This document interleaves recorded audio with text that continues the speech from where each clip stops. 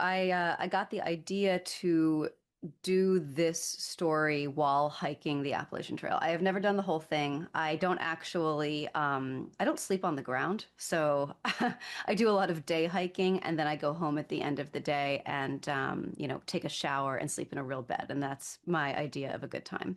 But I was with my brother doing a day hike of this portion of the Appalachian Trail in the 100 Mile Wilderness, which is the final stretch at the north end. It starts in Monson, Maine, and then you push forward to Katahdin, which is where the train ends in Baxter State Park. And between those 2 points, there is no place to stop, to rest, to refuel. You're basically on your own for 100 miles, hence the 100 Mile Wilderness. And it's sort of the final punishing stretch of the trail. And I did this portion of it, which starts around Monson and then goes past Little Wilson Falls up to the barren ledges and then this place called Cloud Pond. Actually, I was hiking with my brother. We went a little further than that. And then we were like, okay, this is exhausting. Let's turn around and go back. We'd hiked like 16 miles in a day, just, up and back. And so I was doing that with him. And at one point, he lost his footing and sort of pinwheeled down this slope and caught himself on a tree with this jagged branch like this far from his eyeball.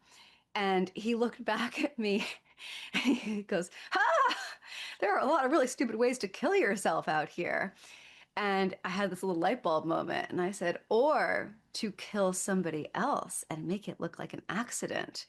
And so, I got very into the idea of the trail as a setting. As a thriller writer, one of the things that I'm always trying to do is figure out ways to get people away from their cell phones, my characters. You can't have a phone. It messes everything up. Like they can solve it too easily. So the Appalachian Trail, especially this part in Maine, is one of the few places left in the US where you can't get cell service reliably or usually at all.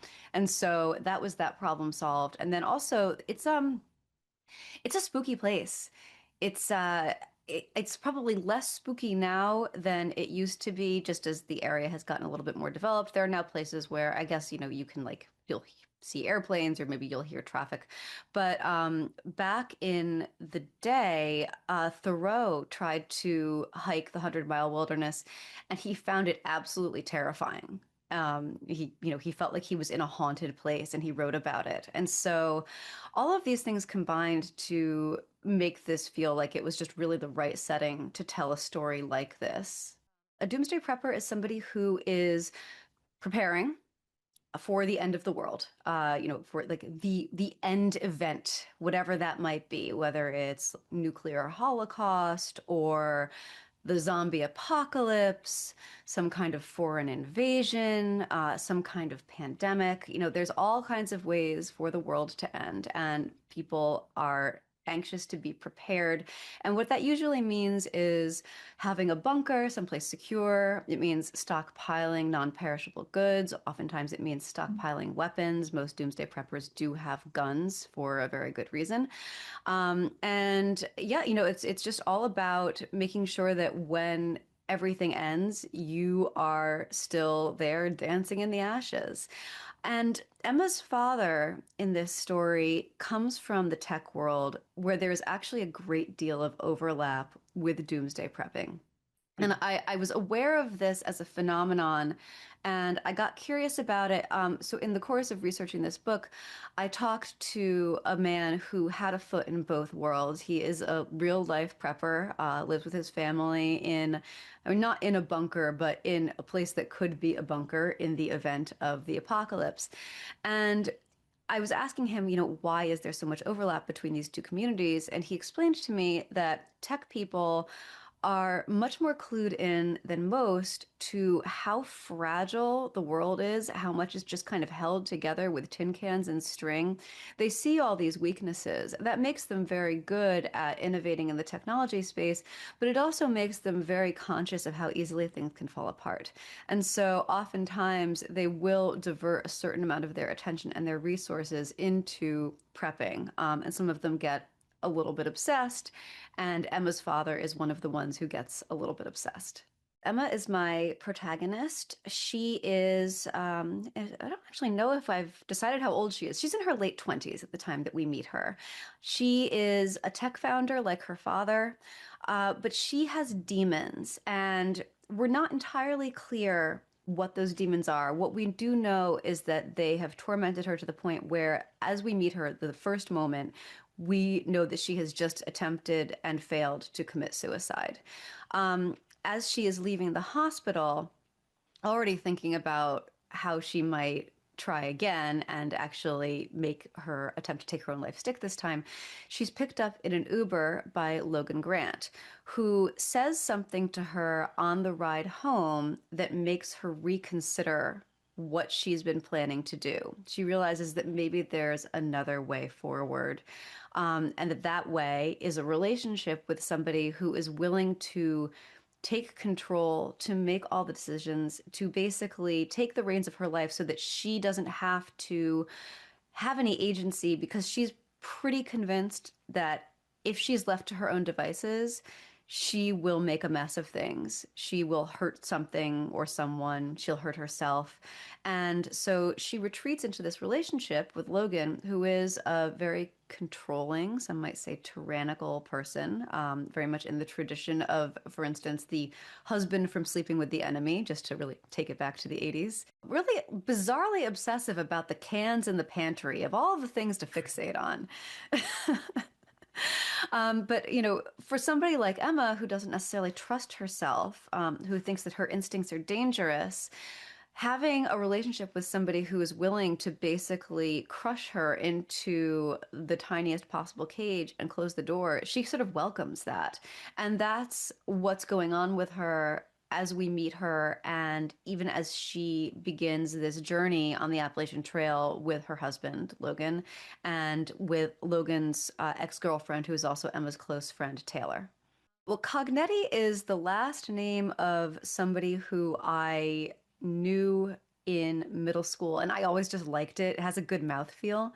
Um, Taylor is a name that has specific connotations for me. As an elder millennial, I feel like there's a certain type of person who's named Taylor. And it rings certain bells. And I wanted to sort of make it clear, like, this is a person situated in a particular type of milieu, maybe has a certain type of background, maybe conceives of herself in a certain type of way. Taylor is, useful shorthand, just as Emma is useful shorthand. And so Taylor is a riff on the theme that I'm exploring throughout this book, which is, what does it mean to be a survivor? I'm very interested in how we conceive of survival and survivors in a contemporary setting, because there are lots of different ways to kind of think about that. We have survival stories, people who have been through an ordeal, lost on the ocean or lost in the woods or, attacked by bears, whatever it is. We have these thrilling survival stories, and these people are brave. They've been through something, they moved on with their lives, they survived. But in a contemporary world, especially a digitally driven, social media driven world, we also have these people who identify as survivors and whose trauma is central to their lives, even if the trauma itself is somewhat mysterious. And this is where Taylor comes in. Taylor is one of these women who something bad has happened to, and you know this because it is the first thing that she tells you about herself. She understands that this gives her a certain amount of cachet, a certain amount of mystery, and she has built an identity around being a survivor, but in such a way that it actually makes her identity as a traumatized person, as a person who something terrible happened to, central to who she is. And so she has built a sort of a character of a very strong person around an open wound that she cannot ever allow to close because it would mean the loss of her central sense of self. Taylor and Emma have the same man in common. Taylor is Logan's former girlfriend, which means that she understands certain things about what kind of man he is. And as such, she also thinks she understands certain things about what kind of a woman Emma must be. And she's on to something, but not necessarily in the way she thinks. I think that that's probably the best way to put Okay, it. fair enough. These two women, you have one who presents as being very fragile, very broken. She's retreated into this marriage with Logan by virtue of having decided that she doesn't want to be in control of her life. So she's embraced this life under a fairly tyrannical, controlling, often abusive man, but she will claim that it is what she wants and what she chose. Taylor is the opposite. Taylor is somebody who identifies as having survived her relationship with Logan. And so the two of them form two sides of the same coin in certain ways. Everybody on this hike thinks that it was their idea. And that's probably the most important thing you need to know. And that's not a spoiler. You sort of understand that as you're coming into it. But everybody has a different idea about what is going to happen on this hike. I spent some time hiking in the 100 Mile Wilderness. I've spent, a decent amount of time there at this point. Also, exploring the area around the Appalachian Trail that's not on the trail. So I went on some mountain bike rides with my father, who thankfully was very game to kind of just, go off into the woods with me and get a little bit lost. And just explored, what kind of terrain can you find in that area. So once you leave the trail, both in this narrative and in real life, things can get dicey. There's no telling what kind of landscape you might encounter. There's lots and lots of different types of landscapes in this part of Maine. You have obviously, your mountain peaks, you have your deep old growth forest, you have your newer second growth forest, which is often a very creepy place that, everything is sort of shadowed. The colors are all very samey. It's very easy to get lost there. You have your random, beautiful, scenic mountain ponds. You have your little glades where there are maybe berries. You have bogs, places where it gets suddenly very muddy. And, because there is so much varied landscape up there, and because you can so easily, if you leave the trail, stumble into any one of these places. I did follow the trail while they're on the trail. Once they step off the trail, I was like, all right, it can be anything. Who's gonna know?